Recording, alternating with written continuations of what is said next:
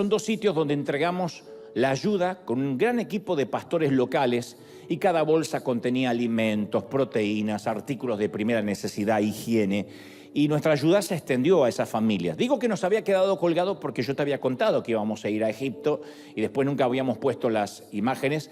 Llegamos no solo a las familias de Egipto, sino a las familias sudaneses también, y fue impresionante el impacto que tuvimos con la comunidad y la generosidad de River. Nosotros enviamos las remesas financieras, pero ellos lo transformaron en alimentos esenciales y también les dio la sensación de esperanza, de alivio, que no están solos y no podían creer que nosotros nos acordamos, nosotros hispanos nos acordamos de Egipto. Y si creías que esto no pasaba, esto tiene que ver con River. ¿Se acuerdan que Dios dijo, vamos a ser los graneros del mundo? Bueno, alguna vez Egipto fue los graneros del mundo. Alguna vez José distribuyó, se piensa, se cree, dicen los arqueólogos, que es muy probable que estas pirámides hayan sido los silos, los sitios donde se almacenaba el grano. Tiene mucho sentido. Y que después, cuando terminó esos 7 años de hambruna, acuérdense que hubo 7 años de hambruna, 7 de prosperidad. 7 de prosperidad para almacenar y 7 años en que no había nada en la tierra. Y se cree que bien pudieron haber sido los graneros, los silos para tener los granos. Y que después, como quedaron vacíos, se transformaron en tumbas, en sitios para honrar la muerte de los egipcios, etc. Pero eso es una de las cosas que los arqueólogos están coincidiendo. Y alguna vez Egipto fue, insisto, graneros del mundo, y hoy nosotros, esas cosas, esas diosidencias de Dios, nos transformamos en los graneros de Egipto, y hay una persona, un pastor querido, que nos lo agradece así. Mira.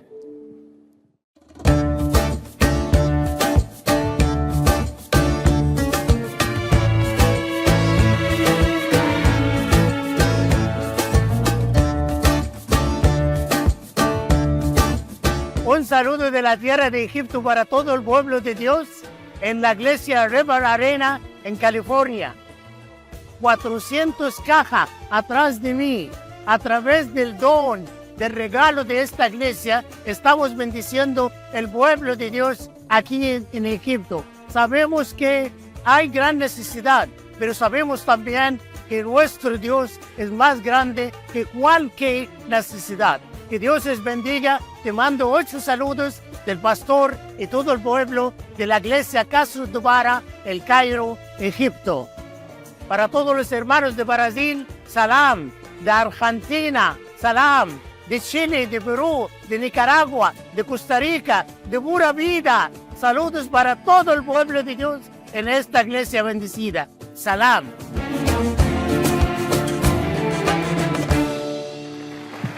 Me encantó el castellano, ¿eh? Cuando llegué a este país, obviamente uno se avergüenza de no hablar bien el idioma. En mi caso, lo hablo como kimosabi, indio. Yo, hotel, querer, hoy, noche. Así se traduce lo que yo digo, comer, querer, ahora, ya. Y uno tiene como la vergüenza de hablar mal. Y entonces alguna vez alguien me dijo, el anglosajón valora mucho que uno hace el esfuerzo de comunicarse. Es muy difícil que alguien se burle. Puede que se burle un hispano de otro hispano, pero nunca un anglo se va a burlar de alguien que hace el esfuerzo de hablar su idioma. Y dice, quiero que notes, me dijo esta persona, que los anglosajones o los americanos, norteamericanos, hablan solo un idioma. Entonces vos sos más que ellos porque hablas un idioma y un cuarto. O un idioma y medio algunos, ¿no?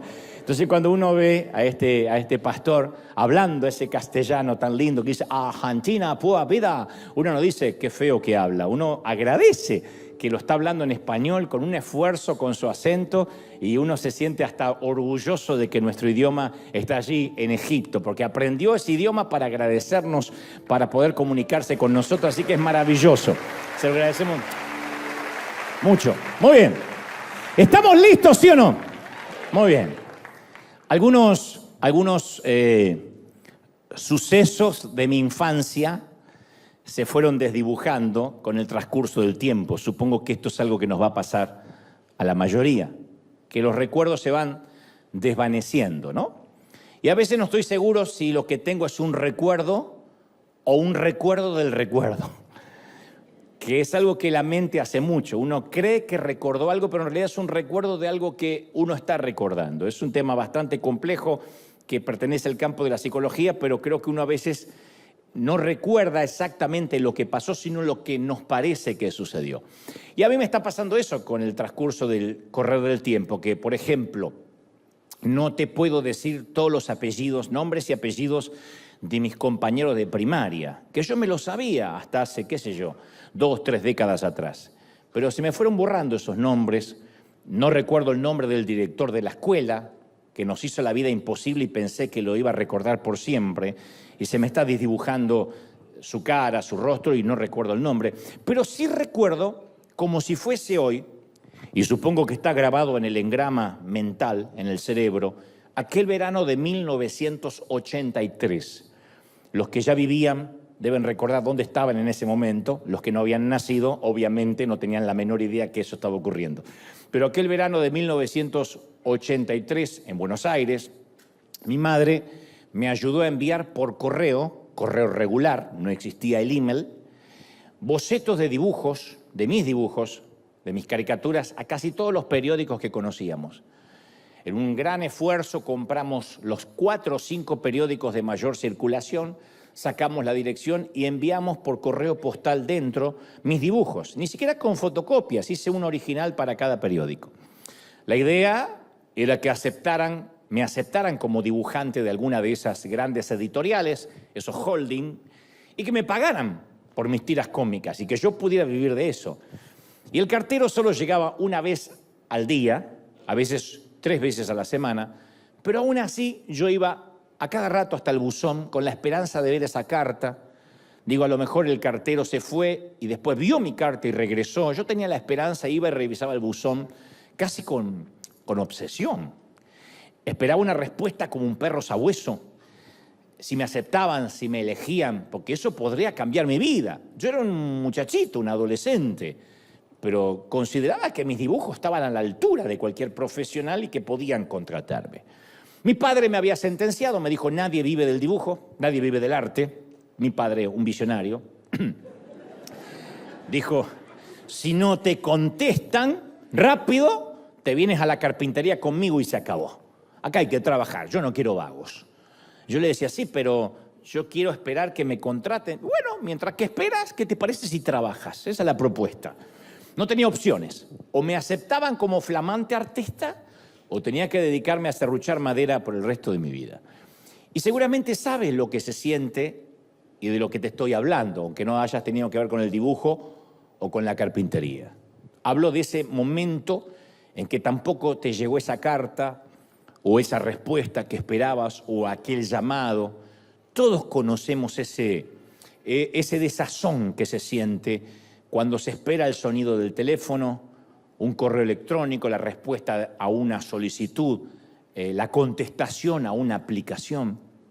Para ese momento se han acuñado muchas frases que repetimos todos. Uno es, y al final me dejaron con las manos vacías, hice la fila y contrataron al que estaba adelante, y alguien nos dice para alentarnos, y bueno, espérate sentado que parado te vas a cansar. Me dejaron como novia de rancho, esperando, no me llamaron. Pero la frase más famosa y más histórica respecto a esta línea del relato es, está afuera, esperando, cuidando las ovejas. Este fue el caso de David, está afuera. Es una frase que tipifica, no importa, ahí está esperando que algo le pase en la vida, que algo lo sorprenda, está afuera cuidando las ovejas.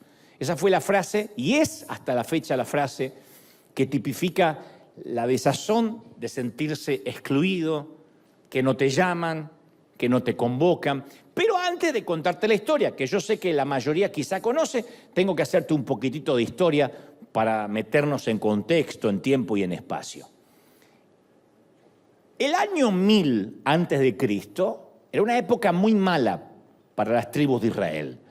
El libro de Jueces 21:15 retrata esos tiempos con una frase que hiela la sangre, que preocuparía a cualquier nación. La frase es, en aquella época no había rey en Israel y cada uno hacía lo que se le placía. Ese era el resumen de la ciudadanía de Israel. No había rey, obviamente no había presidente democrático, porque no era una república, así que cada uno hacía lo que se le antojaba. Hemos aprendido que un mal presidente, un mal rey, puede causar serios problemas, pero la anarquía es peor que eso. Cuando no hay una cabeza, cuando una nación está acéfala, eso nunca va a engendrar nada bueno. La gente en Israel, para salvar ese enorme barco que se estaba hundiendo llamado Israel, exigió tener un rey. Querían tener un rey como el resto de las naciones. Y resulta que la elección de la gente resultó ser fatal, un error garrafal, porque en poco tiempo ese rey, que se llamaba Saúl, se había convertido en un dictador hegemónico, ya no escuchaba a Dios, se transformó en un maníaco, en un petulante, ególatra, y hasta, la Biblia narra, endemoniado, que consultaba con brujas. Ya no era el rey que solía ser. Como si fuera poco, además de tener un rey que estaba endemoniado y loco, Israel tenía la oposición de los filisteos, que no era el partido contrario, como hoy podría ocurrir en cualquier país. Estos eran enemigos de verdad, guerreros sanguinarios, descendientes de gigantes, filisteos, que monopolizaban el hierro. Los filisteos construyeron ciudades, los hebreos se agrupaban en tribus y en tiendas. Los filisteos hacían tronar sus carros, los israelitas respondían con instrumentos de labranza, de agricultura, o sea, era la antítesis de la nación. Los filisteos producían armas de acero, los hebreos peleaban con hondas y con flechas primitivas.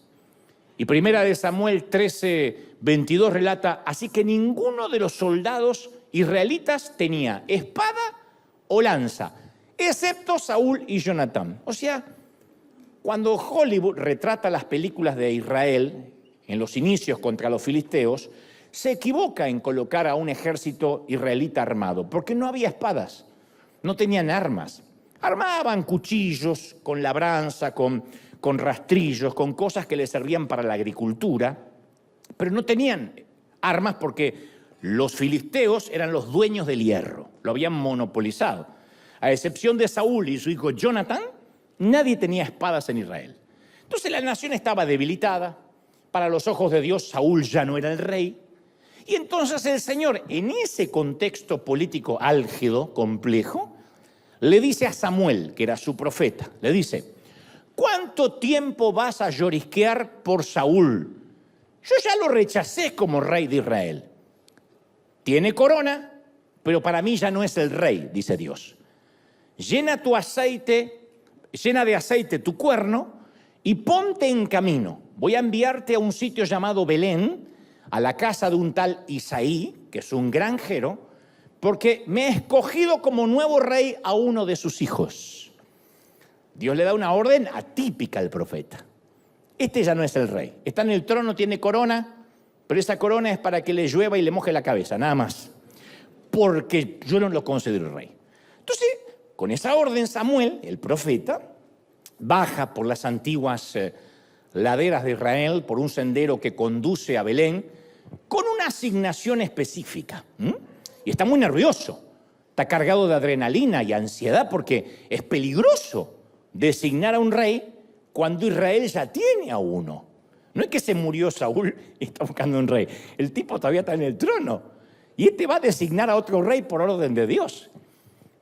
Belén, el sitio donde Dios lo está mandando a Samuel a ungir al nuevo rey, Belén es una aldea acurrucada en la falda de la montaña, a unos 10 kilómetros al sur de Jerusalén, 600 metros sobre el Mediterráneo, con desoladas tierras de pastoreo. Los granjeros de Belén no están acostumbrados a las visitas, notan que se acerca el visitante, Samuel, el profeta. Samuel entra en la villa, comienza el murmullo del pueblo, porque siempre hay chismosos en los pueblos. Las señoras que salen en camisón a barrer las hojas de otoño miran y comentan. Generalmente uno las reconoce porque la escoba está doblada de tanto apoyarse para charlar. No es que vuelan con la escoba, esos, si además son suegras, pero acá no, estas son vecinas. Los profetas no suelen visitar Belén. Belén no es una ciudad turística. Pero el profeta, pide una audiencia, por orden de Dios, con un granjero local llamado Isaí, y le solicita que por orden de Dios tiene que hacer un chequeo, un checklist de sus hijos. Y entonces comienza algo así como la primera edición histórica de American Idol. La primera, donde cada uno de los hijos tiene que pasar ante un jurado, en el cual está Samuel, obviamente, y tiene que mostrar de qué está hecho, cuáles son sus talentos. Isaí, el mayor, el padre, Isaí hace desfilar a sus hijos ante Samuel uno a la vez. Y trae al mayor, a Eliab. Eliab, el mayor, parece la elección más lógica. Apenas se para el tipo, para que nos lo imaginemos. El hijo mayor se para, le dice al papá, ¿qué están buscando? No sé, pero está buscando a alguien. Y parece que es para algo importante. Entonces se para el mayor, la clásica cara de predicador cool. Pero no me miren a mí, yo no encajo ahí. Este es el típico cabello negro azabache, una mezcla de Chayanne con Hermano en Cristo, una cosa así. Mandíbula perfecta, músculos marcados así por encima de la camiseta, pantalones jean chupines, unas botitas marrones, par de tatuajes en el brazo que dicen tengo un pasado, pregúnteme. Barba candado, es el antepasado de Steven Furtick, una cosa así que aparece ahí. Y Samuel piensa, wow, esto es más fácil de lo que pensé, ya está, este es el tipo. Pero Dios dice, hombre equivocado. Entonces aparece el segundo, Abinadab. Abinadab ingresa como concursante número 2. Este sí que es un modelo de portada de revista. Traje italiano, zapatos Oxford, rubio. Pero rubio, eso que te encandilan de verlo. Una enorme sonrisa así de piano, un rostro anguloso perfecto, un traje azul entallado. Este es el antepasado de Joel Osteen. Ahí está. ¿Querían un rey con clase? ¿Querían un rey con clase? Abinadab tiene todo el glam, todo el glamour, todo. Luce como un candidato presidencial republicano, algo así. Dios dice, hombre equivocado. Entonces ingresa el concursante número 3, Sama. Este es todo un intelectual, un nerd con estilo. Viste chaqueta de cuero, cabello semilargo, casi con un aire casi oriental. Tiene una licenciatura en la Universidad del Estado y un posgrado en Egipto. Isaí le susurra a Samuel, el muchacho está graduado con las mejores notas del Colegio Belén. Y Samuel está impresionado, dice, por fin, este parece el antepasado de Joseph Prince, no sé si lo conocen, gran predicador. Pero Dios insiste, hombre equivocado. Y le recuerda al sacerdote, no te dejes impresionar por la apariencia, ni por la estatura, porque yo los estoy rechazando. La gente se fija en las apariencias, yo me fijo en el corazón. No estás buscando correctamente, yo estoy buscando un corazón y vos estás buscando lo que se ve de afuera. Vos estás buscando lo que se luce y yo estoy buscando corazón. Desfilan 7 hijos, trae los 7. Ninguno califica, son todos bonitos, carilindos, ninguno califica. Y Samuel siente que vino por venir, que está perdiendo el tiempo. Entonces se le ocurre hacer una pregunta casi inocente. Esas preguntas retóricas, no espera una respuesta. Pero, qué sé yo, nada se pierde con preguntar. Y le dice, sepa disculpar, don Isaí. De casualidad no tiene un hijo más, ¿no? Sí. Y casi como el descuido, con cierta desidia. Isaí responde, queda el más chiquito, que está cuidando el rebaño. Está allá afuera. El más pequeño, el muchacho. ¿Y por qué está afuera? Porque lo ponemos donde no cause problemas. Y ahí es donde David ingresa por primera vez a nuestra historia. Es la primera vez que sabremos de él. Es la primera vez que la humanidad sabrá de él. Por ahora es el muchacho que va al buzón todos los días esperando una respuesta, que espera el llamado telefónico, la respuesta a la aplicación. Por ahora es el muchacho que el padre olvidó contar. Pero las Escrituras le van a dedicar 66 capítulos a su vida. No hay otro personaje en la Biblia que tenga tantos capítulos dedicados a su vida. 66 capítulos le dedicará a la Biblia. El Nuevo Testamento lo va a mencionar 59 veces, más que a cualquier otro. Este chavito, que no pudo aplicar para el desfile ante Samuel, para estar en el American Idol o en el Israel Idol, fundará y habitará la ciudad más importante del mundo, Jerusalén.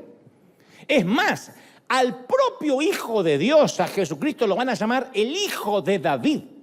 No le dirán el hijo de Moisés, el hijo de Abraham, le dirán el hijo de David, hijo de David, como una muestra de honor, de honra a su antepasado. A este niño, que todavía no lo incluyen en las reuniones familiares, lo van a llamar rey, guerrero, trovador, matagigantes. Y es exactamente en este punto donde la mayoría nos identificamos con este muchacho.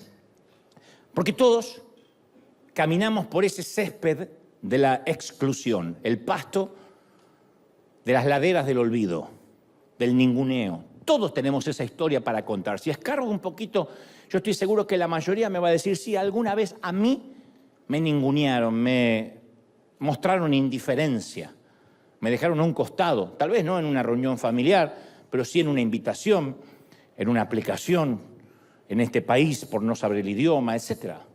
A muchos nos han clasificado por el tamaño de la casa, por el color de la piel, por la documentación. Yo siempre cuento que la primera vez que fui a un hospital, y se lo cuento a la gente de otras partes del mundo, fuera de Estados Unidos, la primera vez que yo fui aquí a un hospital tuve que llenar una forma donde decía que yo tenía que poner mi color de piel. Y yo, desde que tengo uso de razón, soy blanco. Debajo de la ropa, más blanco de lo que se ve. Entonces yo puse blanco y la señora me dice, usted no es blanco.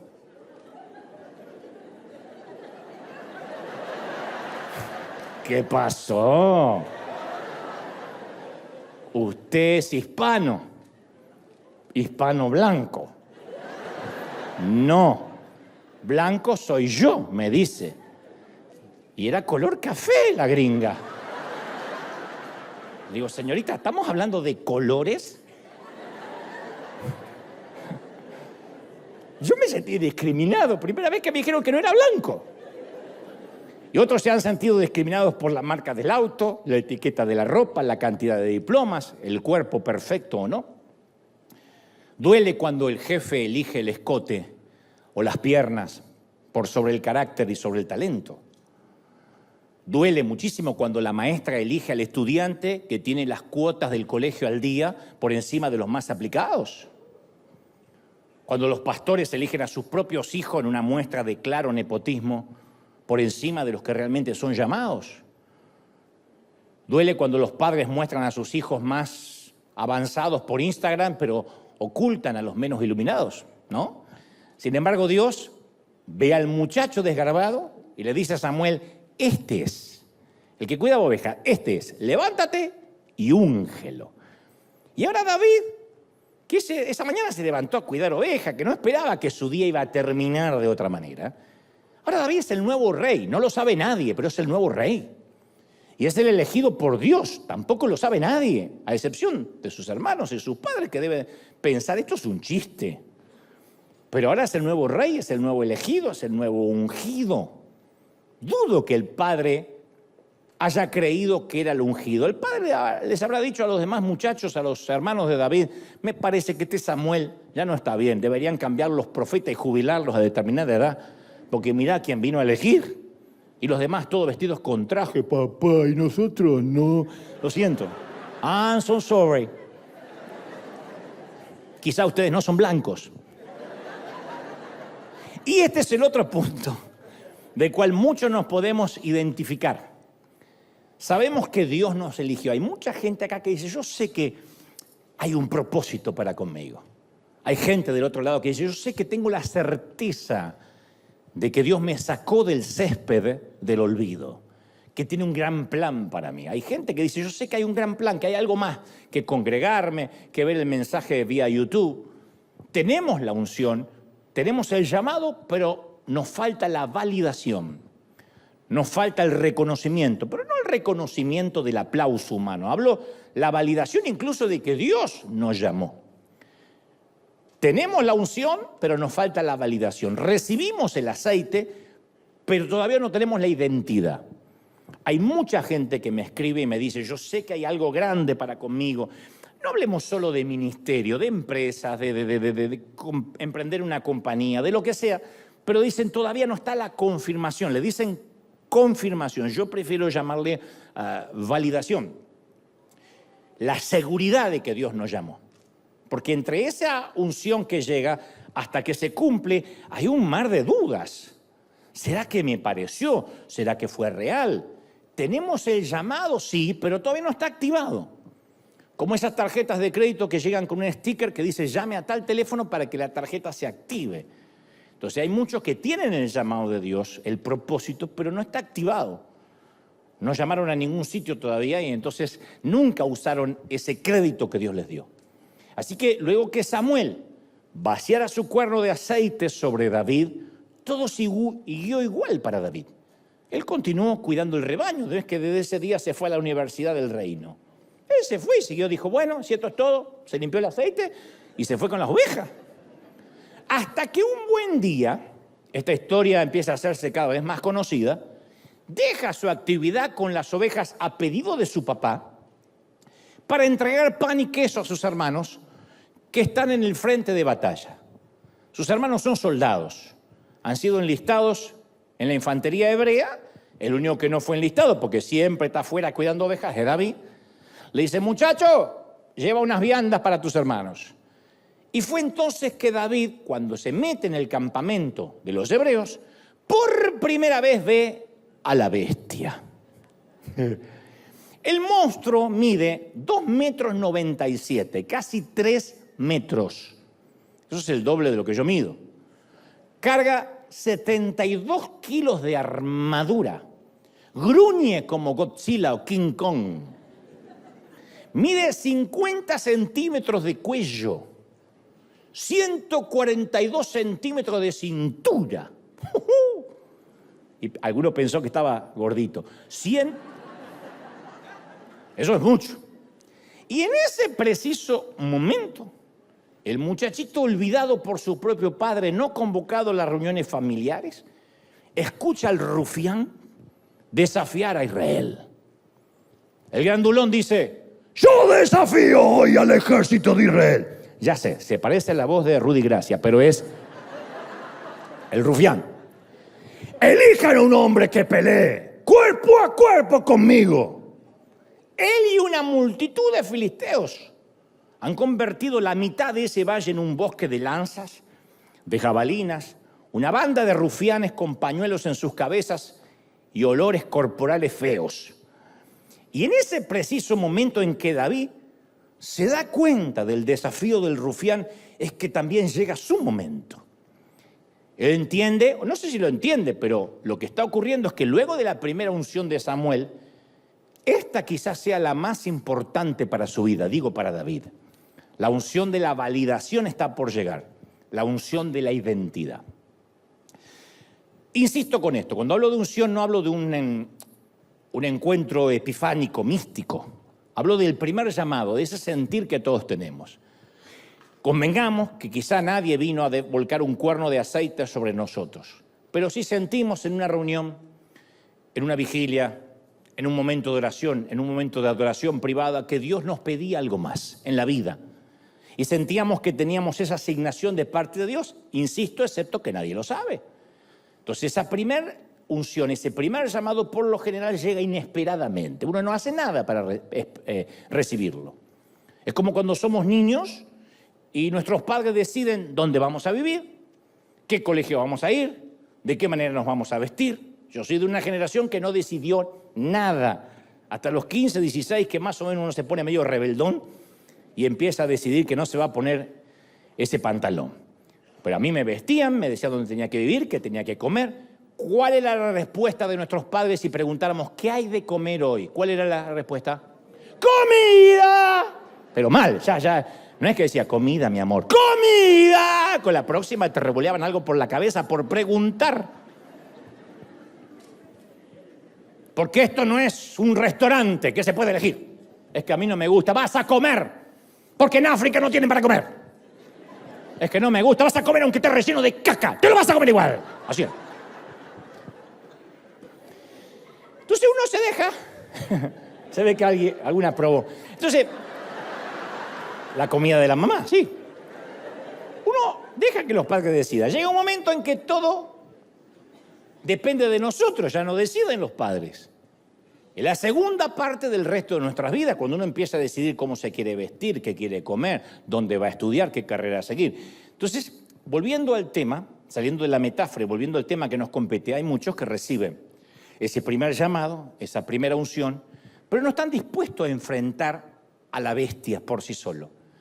Y entonces aquel primer aceite se pierde, se vuelve pútrido, como le sucedió al mismo Saúl.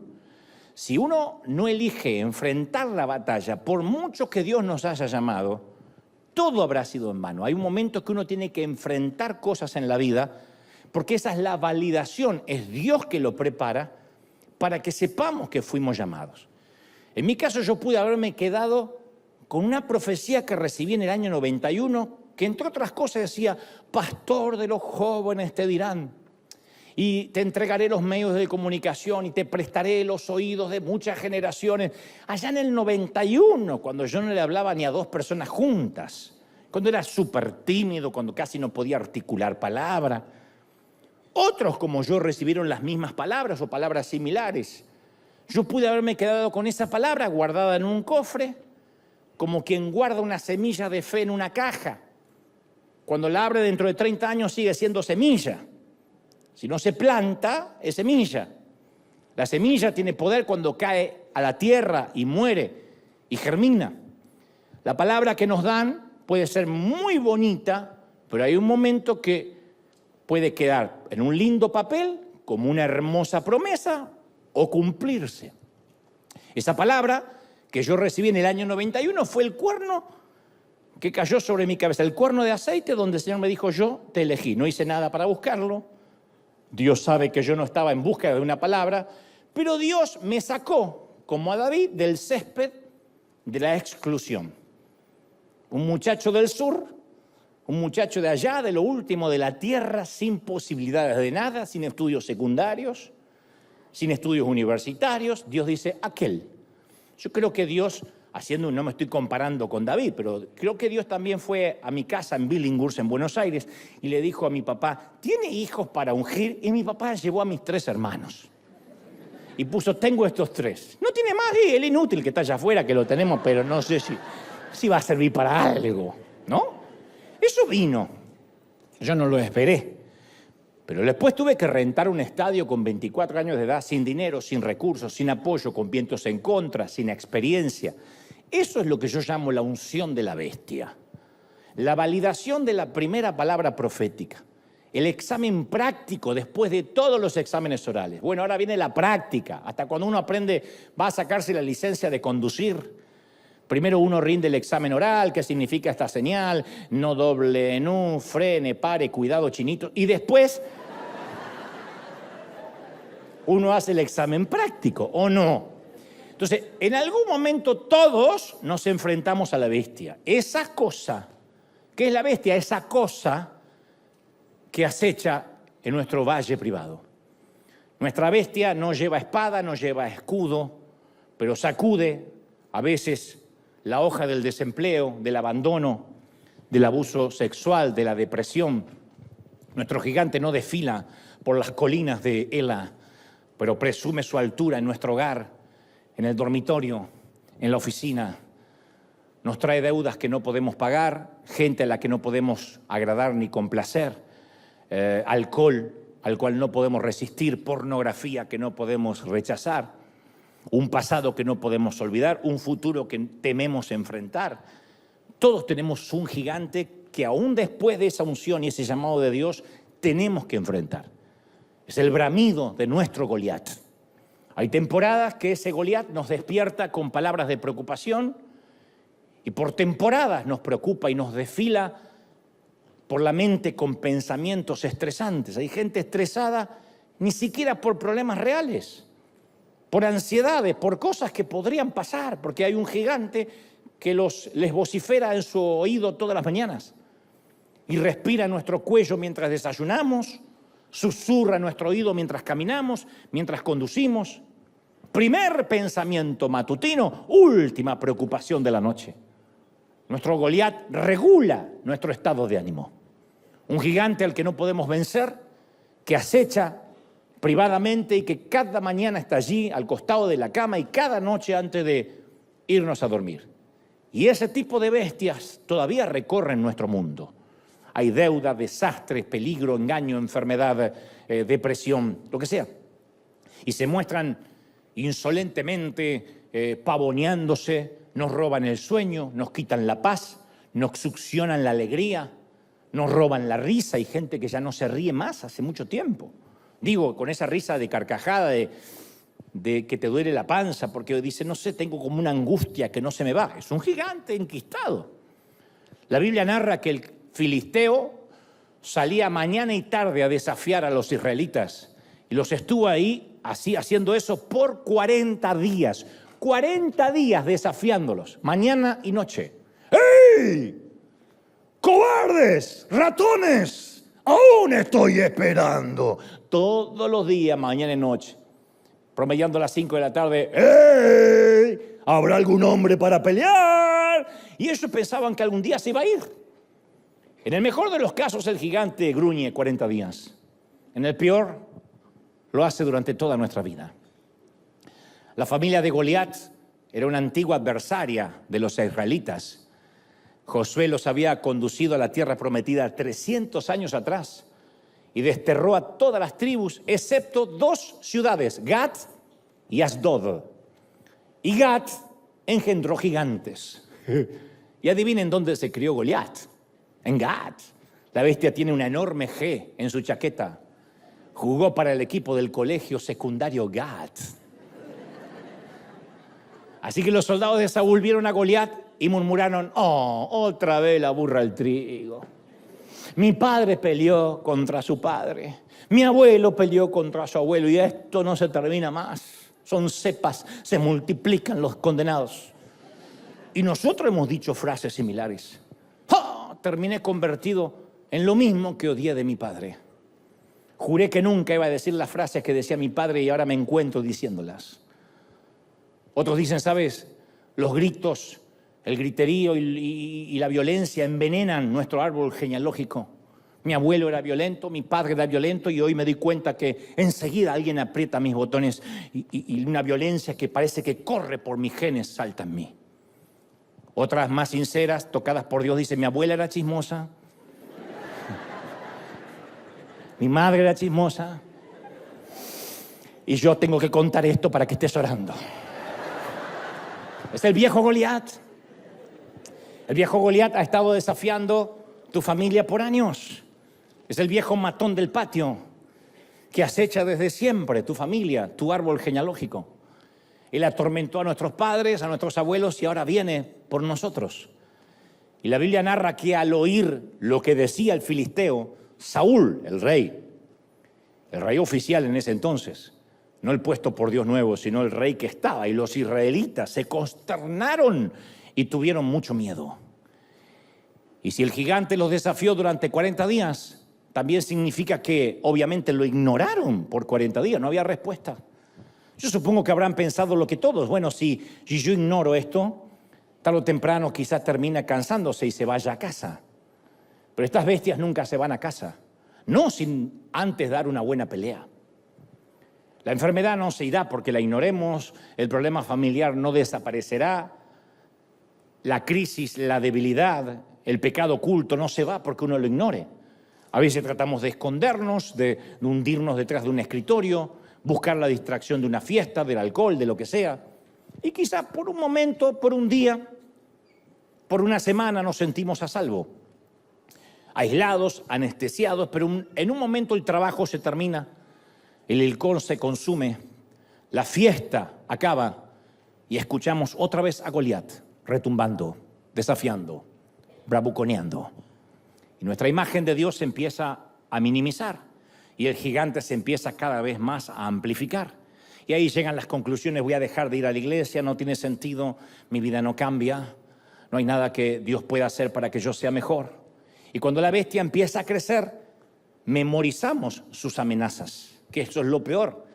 Eso es lo que Goliat estaba logrando en Israel, quebrarle su espíritu. Y alguien dijo una vez que no hay prótesis para espíritus amputados. Y lo que hacía este bravucón era quebrarles el espíritu. 40 días diciendo: cobardes, ratas, ¡ey, gallina! ¡Manden un hombre a pelear! Todos los días, todos los días, todos los días. Eso no causa gracia. Y a veces hemos escuchado esas amenazas durante tanto tiempo que hasta podemos visualizar los vellos del pecho de Goliat.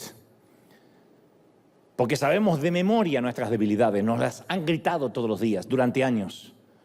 Pero hacer una lista de nuestras heridas, de nuestras debilidades, no significa tener la posibilidad de curarlas. Detallar nuestros problemas e ignorarlos no los va a resolver. ¿De qué nos sirve ir a un médico que nos da la patología y nos dice: esta es su enfermedad, y luego no nos da la terapia? Pero hay de los que creen que reconociendo el problema ya está listo, no hay que enfrentarlo. Si Dios alguna vez me eligió, si Dios alguna vez me ungió, ese problema debe desaparecer por sí mismo, y no lo hará. David oyó al mismo gigante tratando de quebrar los espíritus de Israel, pero no llegó a la misma conclusión que el resto. La Biblia dice que David preguntó a los que estaban con él: ¡hey! ¿Quién se cree este filisteo pagano que se atreve a desafiar al ejército del Dios viviente? El muchacho no debería hablar, no es soldado, para empezar. Pero dice: ¿quién se cree esta bola de grasa para atentar contra los escuadrones, desafiar a los escuadrones del Dios viviente? Hasta ese momento nadie había mencionado a Dios. El pueblo de Dios no había mencionado a Dios. Los soldados no lo mencionaron, nunca pronunciaron su nombre. Saúl nunca mencionó a Dios. Fue David el que lo dijo por primera vez en el campamento. Y David no pregunta por las aptitudes de Goliat, su edad, su clase social, el cociente intelectual. David no pregunta sobre cuánto pesa la lanza, el tamaño del escudo, el significado del tatuaje de la calavera en el brazo. No pregunta. David no piensa que ese petulante que se pasea por la colina tiene una historia que contar. Él solo piensa en las huestes, las tropas del Dios viviente. Lo primero que se le cruza a Dios, a él, es su Dios. ¿No es maravilloso? ¿Por qué? Porque David ve lo que los demás no están viendo y rechaza ver lo que los otros sí están viendo. Todos los ojos recaen sobre el brutal Hulk, que respira odio. Todos los hebreos se detienen en el rockstar de los filisteos. Todos conocen en detalle a la bestia. Y todas las noches, mientras que se reúnen en derredor de un buen asado argentino, porque aún no había tanta miseria para que comieran solo pupusas. Entonces, cuando ustedes prediquen, pongan el ejemplo que quieran y yo los escucharé. Y todas las noches, en derredor de una fogata, describen las expresiones humillantes, las exigencias de la bestia, su tamaño. ¿Y viste su tamaño? ¿Y viste la voz que tiene? ¿Y viste sus piernas? No. Y tienes que ver sus brazos. Son especialistas en Goliat.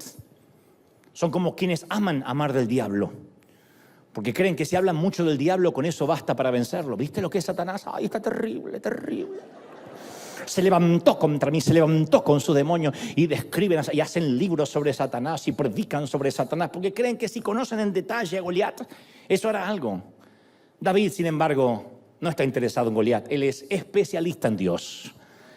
Él no ve al gigante, él solo ve a Dios. De hecho, Goliat le refrescó la memoria a David. El valle de Ela, donde ahora se pavonea Goliat, fue como un déjà vu para David. Porque mientras que todos los demás temblaban, David recordaba. Y David le dice a Saúl: a mí me toca cuidar el rebaño de mi padre. Y cuando viene un león o un oso, Saúl dice: ey, no hablamos ni de leones ni de osos, es lo mismo, una bestia.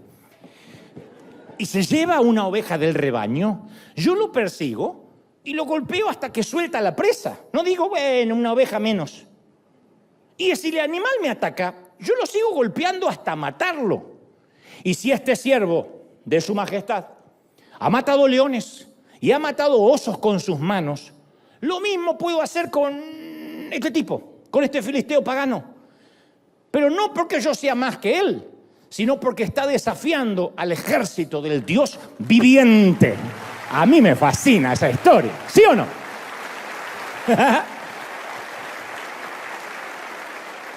Leones y osos. La buena memoria hace a los héroes. La mala hace a los cobardes. Tenemos que hacer un listado de los triunfos de Dios. Cada vez que un gigante viene, un gigante nuevo, reapareció el cáncer. Parece que revivió aquel problema que creíamos resuelto. Una nueva deuda, una nueva carta del IRS. Una suegra que dice, pasaré una semana con ustedes. Y uno empieza a decir, ¡otro gigante! Pero ahí es cuando uno tiene que escribir las preocupaciones en la arena y tallar las victorias del ayer en la piedra. Toda la Biblia, desde Génesis hasta Apocalipsis, el Señor dice, recuerda, recuerda, recuerda, y no porque es nostálgico. Él no necesita obligarse a recordar, pero le dijo a Israel, recuerda de dónde te saqué, recuerda que te di pan en el desierto, recuerda que nunca te dejé. Tú cambias, tú fluctúas, tú eres ciclotímico, tú tienes desfases hormonales. Yo, Dios, soy el mismo ayer, hoy y por los siglos. Yo no cambio. ¿Lo creen, sí o no? Pero hay algo que me fascina más. Son los términos militares que usó David, aunque el tipo nunca fue soldado de infantería. Esta es la manera que David se expresa en menos de una hora. Yo creo que fue en media hora, pero si uno lee correlativamente las escrituras, vamos a ver que David dice, primero, las huestes, las tropas del Dios viviente. Luego dice, el Señor de los ejércitos, el Dios de las huestes de Israel. Luego aclara y dice, el Señor, le dice al gigante, te entregará en mis manos y toda la tierra sabrá que hay un Dios de los ejércitos. El Señor dará la victoria sin espada ni lanza, porque esta batalla, le dice al rey Saúl, esta guerra es del Señor y Él los entregará en nuestras manos. Yo cuento al menos 9 referencias a Dios. Las menciones a Dios de David superan a las de Goliat 9-2. ¿Cómo se compara esta proporción con nuestra forma de hablar? ¿Consideramos el poder de Dios al menos 4 veces más, para parecernos a David, al menos 4 veces más que lo que consideramos nuestros problemas? Nuestra lista de bendiciones es 4 veces más larga que nuestra lista de peticiones. Nuestra lista de agradecimientos es 4 veces más larga que la lista de peticiones. Nuestro archivo mental de agradecimiento por las veces que Dios nos libró es 4 veces más grueso que nuestro archivo mental de quejas. Porque si uno recuerda de dónde Dios nos sacó y cómo Dios nos bendijo, uno va a concluir en lo mismo que David. Así como me libró ya una vez de osos y leones, me liberará de este. Son siempre las mismas bestias, con 2 patas, con 4, con 8, son siempre las mismas bestias y Dios sigue estando en el trono. ¿Lo creemos? ¿Sí o no? ¡Aleluya! Pero volvamos a nuestro muchacho. Conoces la historia. David se hinca cerca del arroyo y busca algunas piedras, la clase de piedras lisas que se pueden apilar cuidadosamente en la bolsa de un pastor, y Goliat mira fijamente hacia abajo desde la ladera. Solo la incredulidad le reprime la carcajada. Lo mira y dice, ¿de verdad? ¡Ja! Esperó 40 días por un hombre y sale un adolescente. Lo llama esmirriado. Lo llama renacuajo. ¿De verdad? Casi es un insulto para la bestia que manden a ese. Le dice, ¿soy acaso un perro para que vengas a atacarme con palos? Y toda la muchachada. En este rincón del cuadrilátero, David, flaco y esquelético. En este otro rincón, voluminoso y bruto, Goliat. La bicicleta atacando a un camión de 18 ruedas. El perro caniche atacando al dogo alemán. ¿Vieron los perritos cuando...? ¿Vieron esos enfrentamientos del caniche y el Rottweiler? Que el grande le dice, no me quiero molestar, porque si me molesto te como de un bocado chiquito. ¿Qué posibilidades tiene David contra el gigante? ¿Quién le apuesta a David? ¿Quién pone dinero en el hijo de Belén? No los filisteos, no los hebreos, menos los hermanos de David, que consideran hasta la fecha que fue un error ungirlo. No Saúl. Saúl dice, bueno, morir por morir, terminemos con esto de una buena vez. Quizá el gigante aplaste a esta cucaracha, se vaya mañana y todos tengamos paz. Pero Dios sí apuesta por él. Y escucha cuidadosamente el grito de guerra de David. ¡Ey! Tú vienes a mí con espada, con lanza, jabalina. Yo vengo a ti en el nombre del Dios Todopoderoso, el Dios de los ejércitos de Israel, a quien tú has desafiado. ¿De qué hablas, pulga?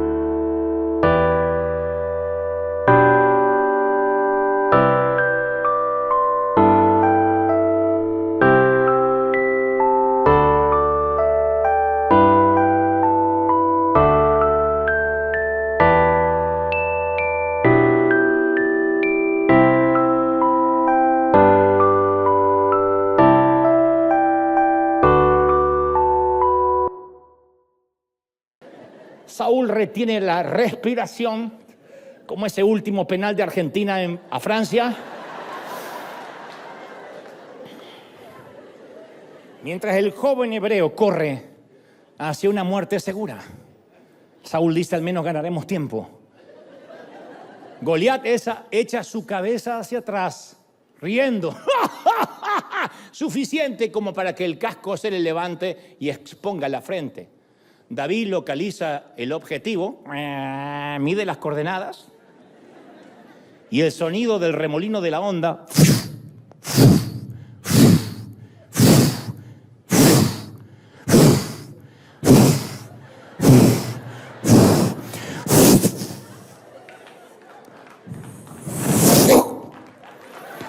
es lo único que se escucha en el valle. La Biblia dice que saca una piedra, literalmente, y se hinca en la frente, y con la piedra incrustada entre ceja y ceja, el filisteo cayó de bruces al suelo. La piedra va como un torpedo directo hacia el cráneo. David le hizo una lobotomía a la bestia. Y Goliat cruza los ojos, dobla las piernas y se derrite. La enorme bestia colapsa, cae a la tierra y muere. David, tal como lo prometió, corre hacia él, arranca la espada de su vaina, le corta la enorme cabezota al viejo matón palestino. Ahora, Este puede que sea el punto neurálgico del mensaje. Al único humano que Dios llamó un hombre conforme a mi corazón fue a David. Dios no le dio este apodo o denominación a nadie más, ni a Abraham, ni a Moisés, ni a Josué. Ni a Abraham, que era su amigo, le dijo, tienes un corazón como el mío. A Pablo lo llamó su apóstol, a Juan su discípulo amado, pero a ninguno le dijo, tienes un corazón como el mío, porque ese es un halago muy profundo. O sea, está diciendo, el corazón de este tipo es similar al mío, los dos pensamos igual. Uno va a la historia de David y dice, ¿qué vio Dios en él? Porque esto no lo dice cuando David es un muchachito. Lo dice cuando incluso David ya es un anciano. Este muchacho se caía tanto como cuando se levantaba.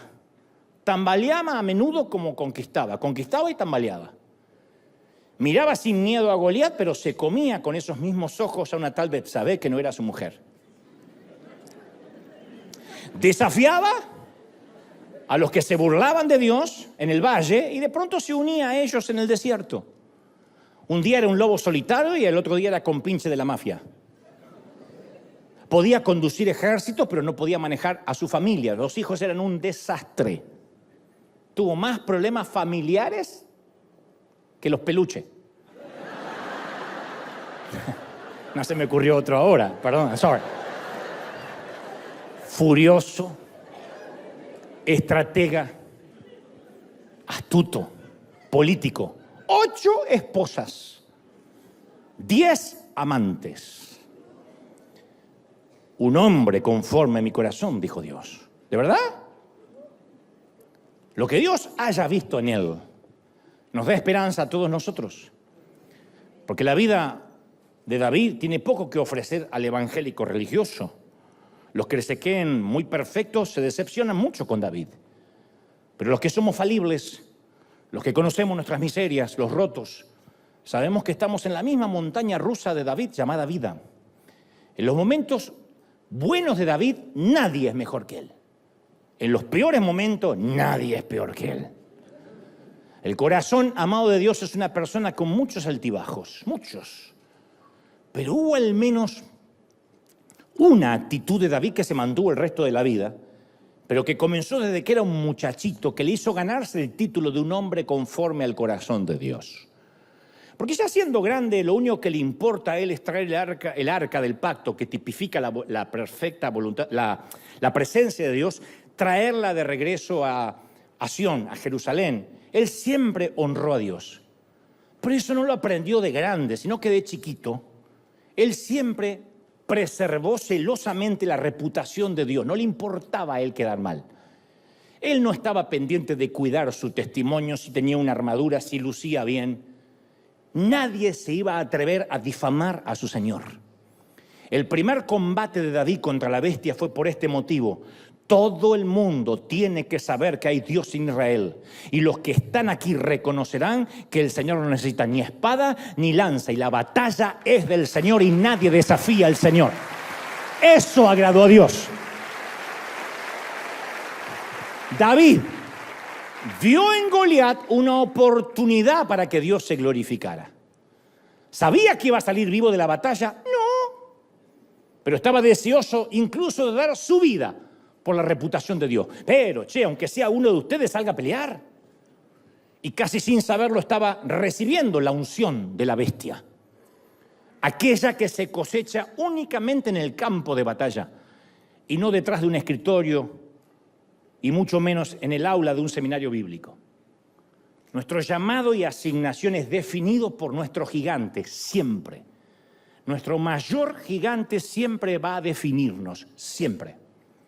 Podemos elegir dedicar nuestra vida a pequeños problemas como cómo me voy a comprar la casa, puedo cambiar el auto, cuándo me van a dejar predicar, ojalá que pueda cambiar el celular.